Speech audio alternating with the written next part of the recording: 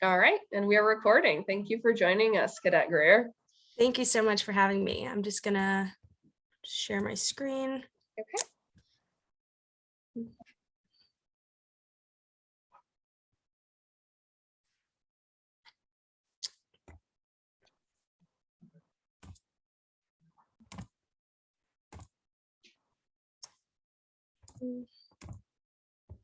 There we go. Okay. All right, so I am Cadet Bianca Greer. I am an alumni of Castro Valley High School, and I'm really excited to share about West Point, the academy that I've been attending for the past 3.5 years. So I'm a senior at the United States Military Academy, also known as West Point in Upper East Side, New York, or Upper Side, New York. It's really, really far away. It's really cold, but there are so many benefits, and I've had such a blast since being there.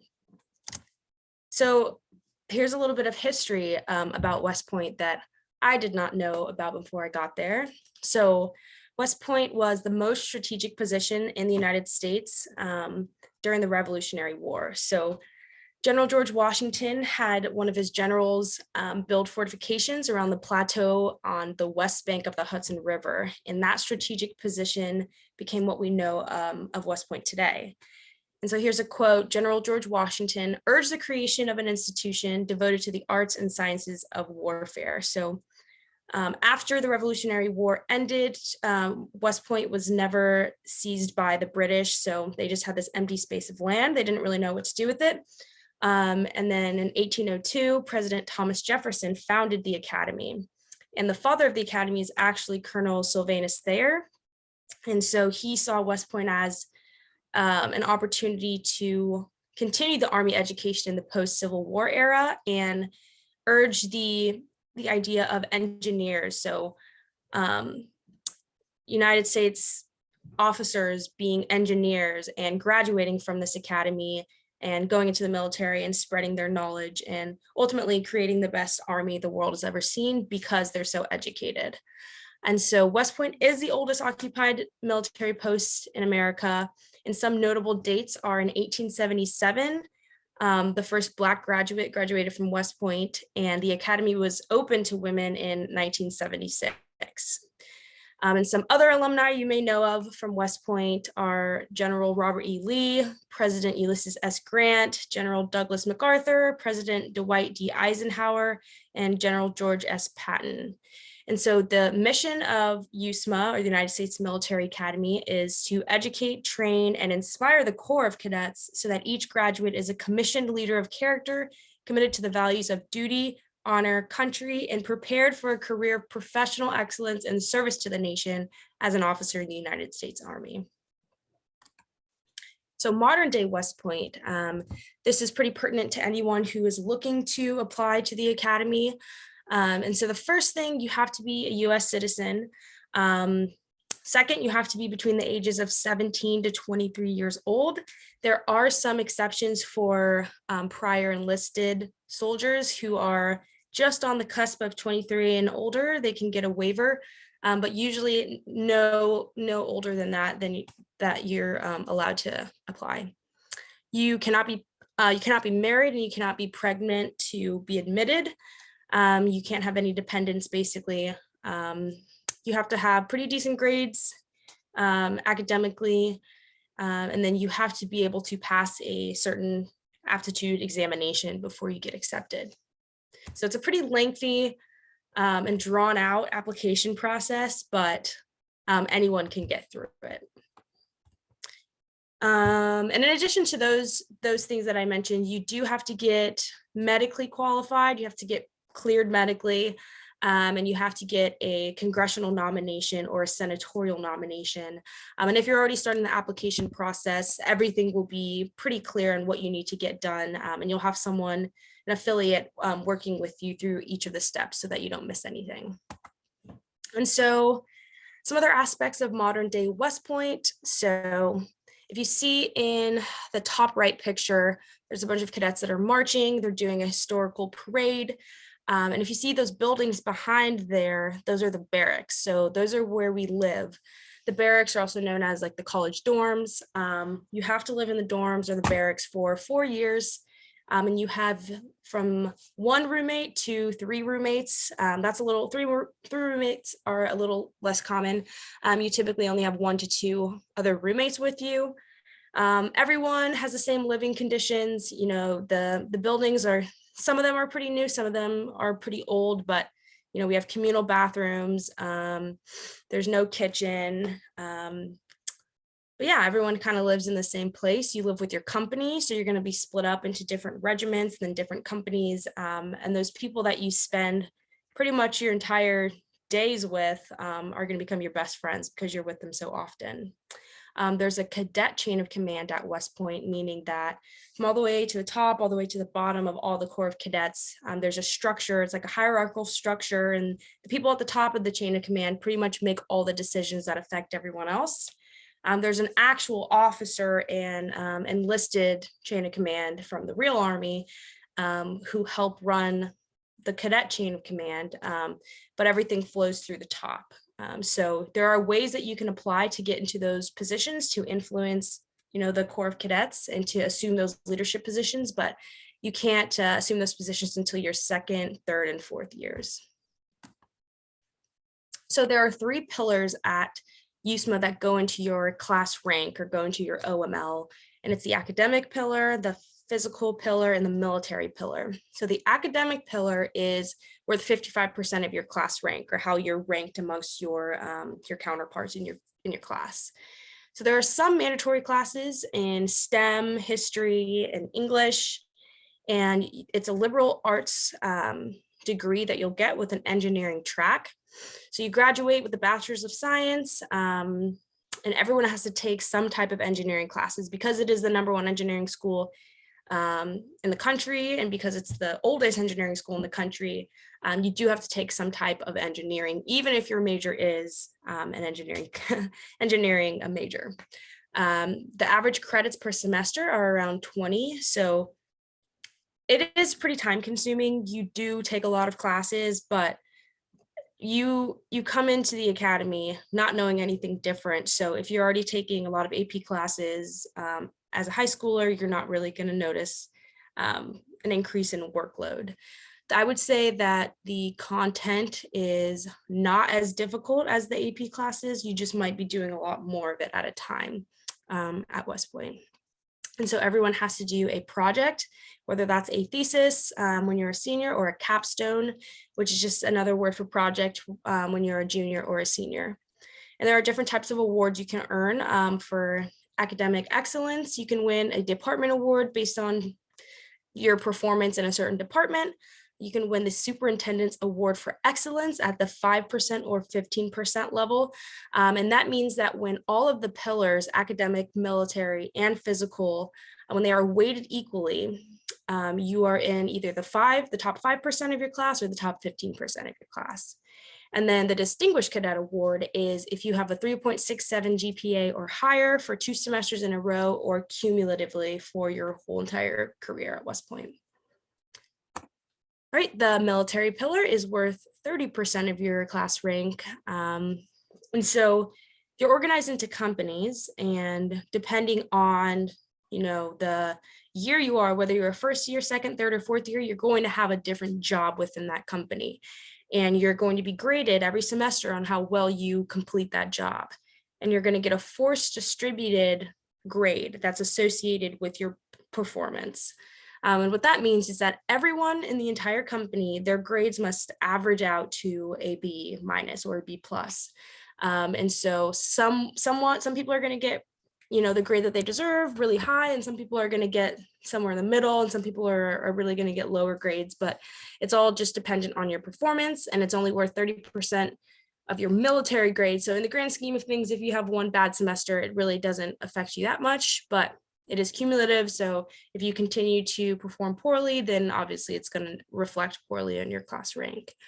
And there are certain military details that you have to do. So cadet basic training, that's what we call BEAST. So you'll conduct that the summer coming into the academy. So when you are fresh, you're an incoming freshman, you don't know anything, and that's just pass fail. And then CFT, which is cadet field training, that'll be your second summer. So you're going to be a rising sophomore, and you'll get a military leadership and military development grade. And those are both letter grades based on your performance, and those are force distributed. CLDT is cadet leader development training, and that's going to be when you're a rising junior or a rising senior, and you're going to get ML and MD grades that are not force distributed. So it's purely based on your performance in those military events. And the military details in the summer really focus on, combat arms experiences like infantry basics. You'll learn about the infantry platoons. You'll go out on missions. You'll conduct those missions, and you'll sleep in the field and all that kind of stuff. It can be really fun for some people. Some people really don't like it because that's not what they want to do in the Army as a job. But West Point really emphasizes learning how to do those basics and be proficient in the combat arms skills. And you'll have classroom classes, MS 100 through 300, where you'll learn all of this doctrine, and you'll learn how to be a proficient leader in the infantry, and you'll learn how to conduct op wards and all that stuff before you even get to the summer trainings.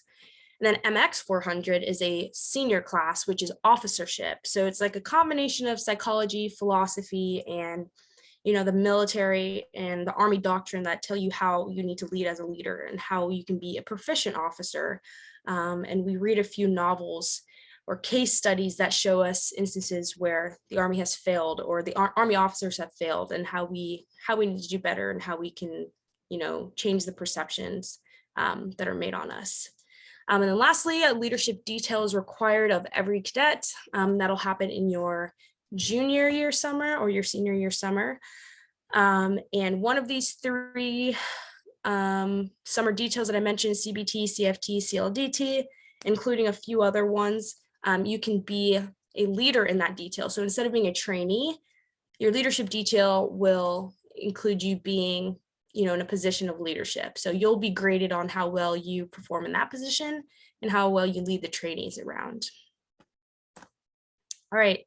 And so the physical pillar, that's worth 15% of your grade. If you look at the bottom right video, this is the IOCT, which is the indoor obstacle course test.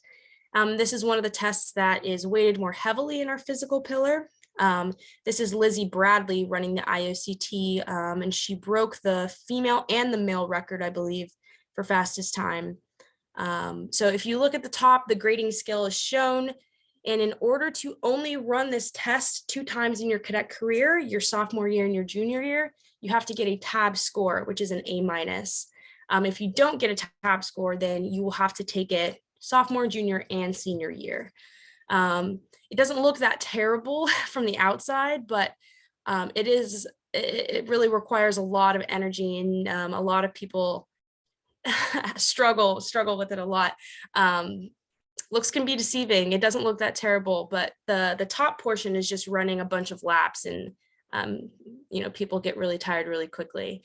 But some of the mandatory classes in the physical pillar that we do have to take in addition to running this test is military movement, which is pretty much like gymnastics, and you'll take that as a freshman.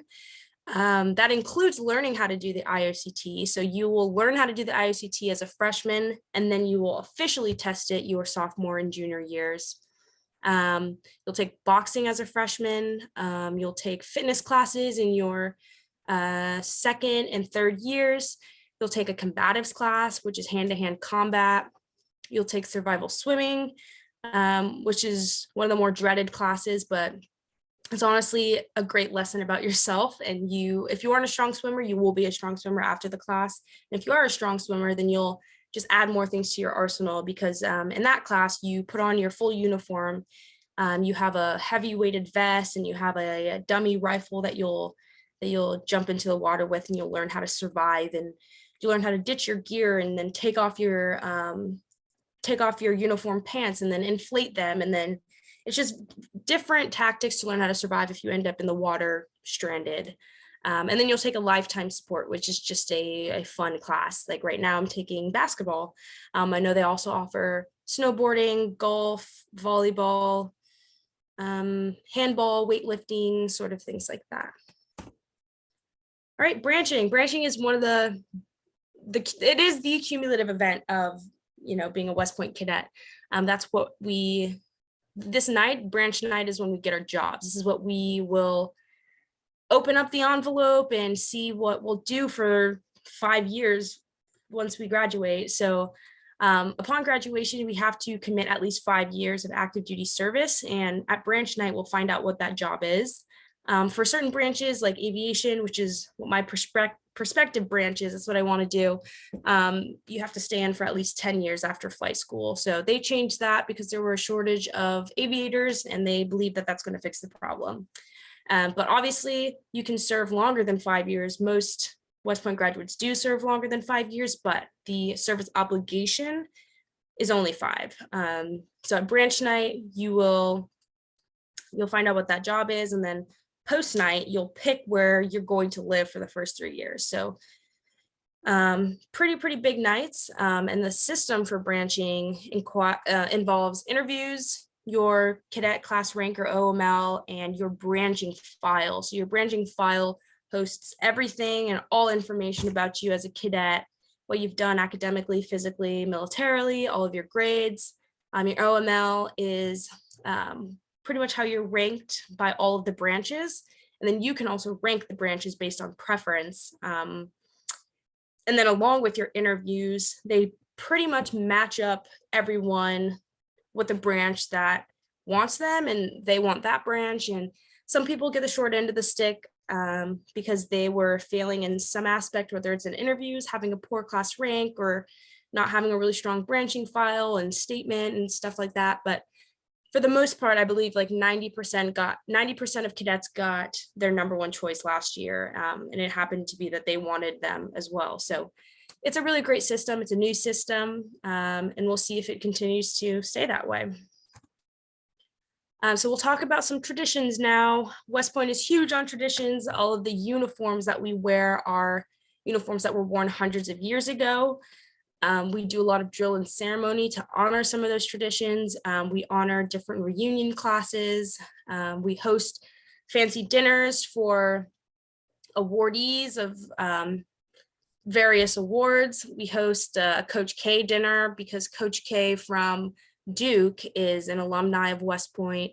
We do a lot of different formal events. We have a lot of parades for those events.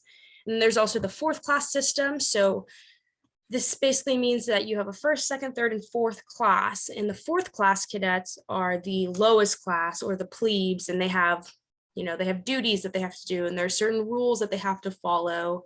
Like they can't talk outside. They have to cup their hands when they walk. They have to square their corners inside. And it sounds really ridiculous, but it is a tradition of instilling discipline.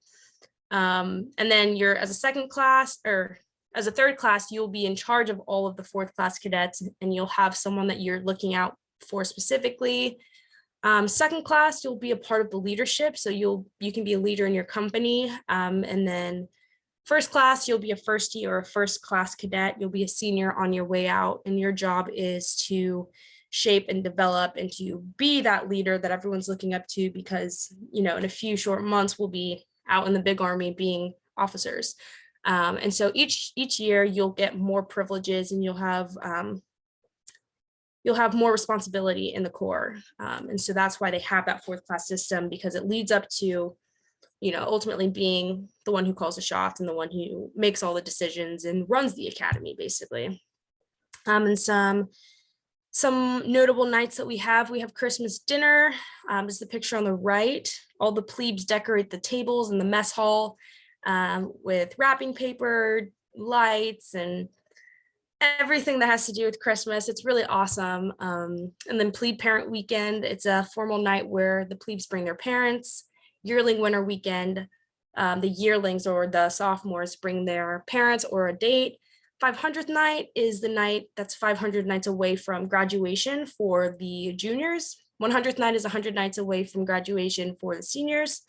And for 100th night, all attendees can wear civilian wear, or they can wear formal dresses instead of wearing uniforms. And then lastly, ring weekend. You can see this bottom left picture. All these cadets just got their class rings, which is a really big deal for West Point cadets because they have their 50-year affiliates class rings melted into a big melting pot, and they basically forge all of the rings for the next class with their affiliate class. And then anyone in that specific class that might have, grandparents, parents, siblings that, are affiliated with that class in some way, they can donate their rings, whether they have, passed away or not, or they just want to donate their ring, they can do that. So you always have like a piece of West Point with you, and you always have a piece of the class that's the 50-year affiliate or some other class that's memorable to you with you at all times. So it's really cool. All right, and then next we'll talk about my favorite part about West Point, which is the West Point parachute team. I'll play some videos here as I talk. So the video that's playing now is my first solo jump in Rayford, North Carolina. That's where we train with the Golden Knights. So this team is really interesting. So you can only try out your freshman year because they want everyone to stay on the same learning progression, and we progress together as a class and we learn everything. And so there were 10 of us that were selected in the end of our plebe year. And so we worked with each other and we learned through the year. And then, as you get older on the team, there's different responsibilities for you. But tryouts, they include a physical day, a formal board, which is an interview, and then the wind tunnel, which is playing right now. This isn't our tryout wind tunnel. This is a practice of our four-way, which is one of the competitions that we do. And so, so you have a license progression on the team. I have my C license right now, and I am qualified to jump into the stadium at our school. Because of COVID, we unfortunately weren't able to get to 500 jumps, which would allow us to jump into any professional stadium. But we still do a lot of demonstrations around campus, and in New York City. We can jump into, pretty much anywhere that has a big field. We've jumped into rugby games, soccer games, football games. We can jump into lacrosse games. There's a lot of stuff that we can do, and it's just really fun being able to do it with, your best friends. Here's another video of my coach and I flying. And that's me tracking away. I believe I was still a student when we were doing this dive, but we practiced with Second Aviation at West Point, and they're a helicopter unit. So we jump out of helicopters mostly, and we jump on campus. If you remember the picture of the students marching on the parade, doing their drill, then that's where we jump every day. And then this video is actually taken at a civilian drop zone about an hour away from West Point. And we jump out of planes there. We jump out of Twin Otters and Cessnas, and we're able to jump from around 13,000 to 14,000 feet so that we can practice our relative work, or basically like those turning points that you saw in the video. And then, we jump at Fort Bragg with the Golden Knights. We train with the Army's parachute team, and then we jump in Arizona, California, Florida, depending on what competition we're doing. But it's really a whole lot of fun, and I'm so lucky to be a part of this team. I never in a million years thought that I would have the opportunities that I do on this team, just being able to jump out of aircrafts and just do it with my best friends. It's really awesome. And then here's just a short video about my team and what we do every day.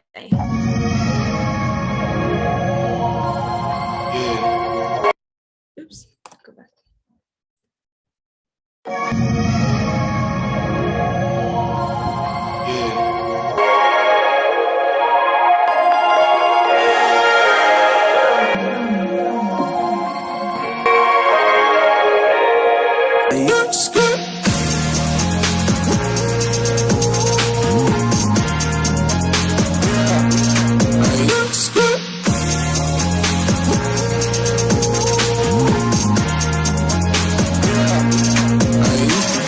Devastated.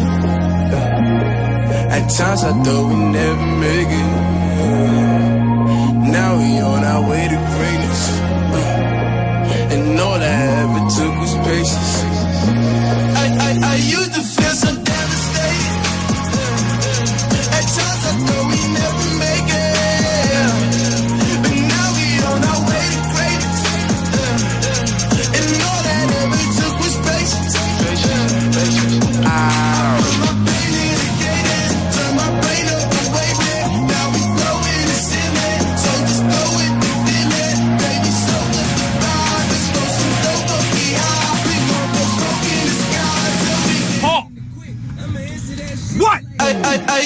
feel so. Now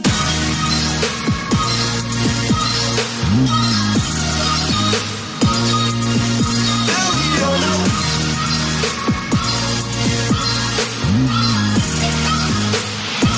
I used to feel so.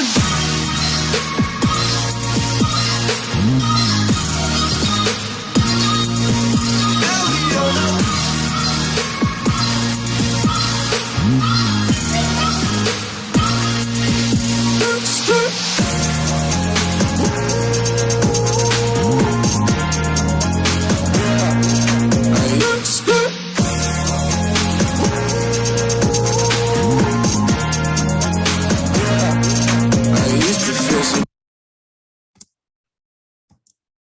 All right, that's the end of my presentation. Thank you so much for having me. Awesome. Thank you so much, Cadet Greer. That was wonderful. Thank you. Thank you. Yeah, I really enjoyed the presentation, and thank you so much for joining us. And I'll be sending your video out to a lot of our students who are interested in military and interested in going into college and doing ROTC training and whatnot. So thank you so much. Thank you, of course. And you can always email me, or if they have any questions, you can direct them to me if that's okay. Yeah. Absolutely. I'll pass along your contact info for sure to anyone who's interested. That would be great. Thank you so much. Yeah, thank you. Have a great holiday. Thank you. You too. Thanks. Bye. Bye.